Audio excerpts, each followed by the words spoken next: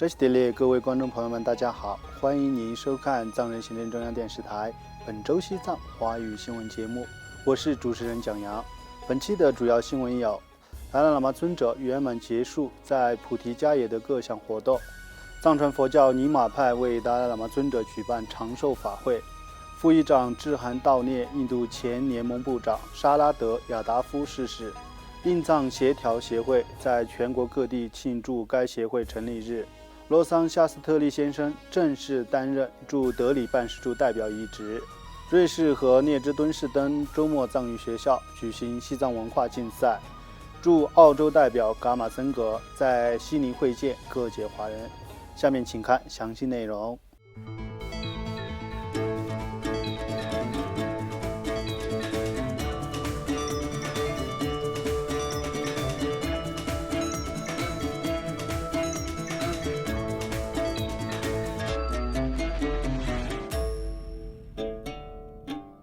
西藏精神领袖达赖喇嘛尊者在印度佛教圣地菩提迦耶展开了为期1个多月的弘法及参访行程后，于本周四1月19号参拜了菩提迦耶的摩诃菩提寺正觉宝塔，并向塔内的佛陀释迦牟尼圣像进行了祈祷。达赖喇嘛尊者于今天离开菩提迦耶，前往首都新德里，随后在新德里出席相关活动。按照行程，尊者计划将于下周一返回达伦萨拉。与此同时，达赖喇嘛尊者于本周三1月18号出席了藏传佛教尼玛派在菩提迦耶的白玉兰卓林寺为尊者举办的长寿法会。雪前然江荣波切、敦中荣波切、科钦荣波切、密林堪钦荣波切和人工朱古荣波切代表藏传佛教尼玛传承的僧俗信众，为尊者供奉了长寿仪轨。达赖喇嘛尊者在法会上致辞时表示：“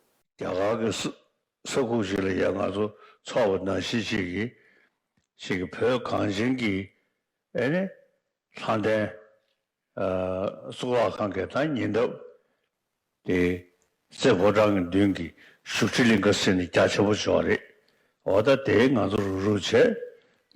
前两周电修厕所的这送，俺也没那么要求条，都是下去，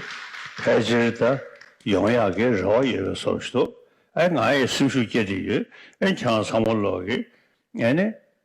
印度也借钱，或者把它拿去啊，大概这些的都是。”此外，第17届西藏人民议会副议长卓玛次仁女士于上周五1月13号代表西藏人民对印度资深政治家、人民党联合派创始人、前联盟部长沙拉德亚达夫先生的逝世表达了哀悼和慰问。副议长在调研信中对逝者沙拉德亚达夫先生对西藏自由事业坚定不移的支持和声援表达了感谢，并强调印度人民将永远铭记他对这个伟大国家做出的杰出服务。与此同时，在上周六1月14号，印度传统节日马格桑格拉提节和洛哈里丰收节当天，印度援藏组织印藏协调协会在全国各地庆祝了该协会成立日。从哈里亚纳邦到卡纳塔克邦，从古吉拉特邦到阿萨姆邦的印藏协调协会各分会与当地的印藏民众一道庆祝了这一天，并组织成员参观了邻近的藏人定居点和流亡藏人冬季贸易市场。在印度首都新德里，印藏协调办公室工作人员丘尼茨仁先生应邀出席了该协会北部地区分会组织的庆祝活动。此外，西藏人民议会前议员洛桑夏斯特利先生于本周一1月16号正式担任了藏人行政中央驻新德里办事处代表一职。在外交与新闻部秘书长卡马屈因先生的见证下，临时代表敦珠加布先生和新任代表洛桑夏斯特利先生在交接仪式上正式交接了各项工作。在此前一天，正在德里进行访问的慈政边巴次仁也亲自向新任代表表达了祝贺。另外，瑞士和列支敦士登藏人社区于上周六1月14号在苏黎世温特图尔市的周末藏语学校举办了一场年度文化竞赛。藏人行政中央驻日内瓦办事处工作人员丹增屈桑出席了此次活动，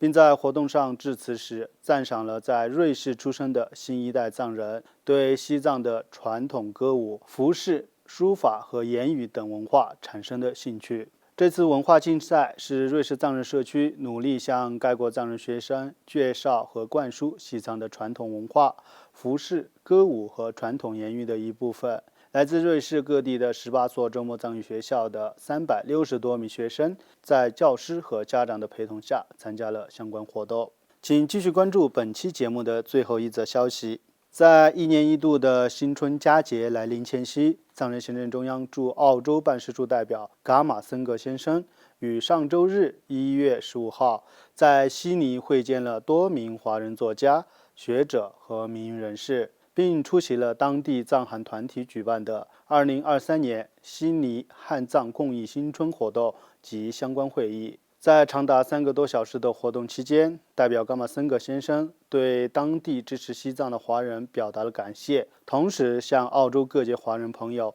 致以新春的祝福。他还特别强调了增强澳洲藏人社区和华人社区之间的往来，在加深2个社区间情谊的同时，让更多的华人了解和认识西藏问题的重要性。与会华人代表也强调，澳洲华人社区将继续声援西藏人民为恢复自由而进行的和平与非暴力的斗争，包括澳洲中国民主团结联盟主席钟锦江先生、澳洲民主中国阵线主席秦晋先生等40多名悉尼华人等相关人士出席了当天的会议。在当天的活动上，旅居悉尼的张朵朵女士当选为悉尼汉藏友好协会的新一任主席。观众朋友们，以上就是本期节目的全部内容。欲了解更多有关西藏境内外的讯息，请登录屏幕下方的网址。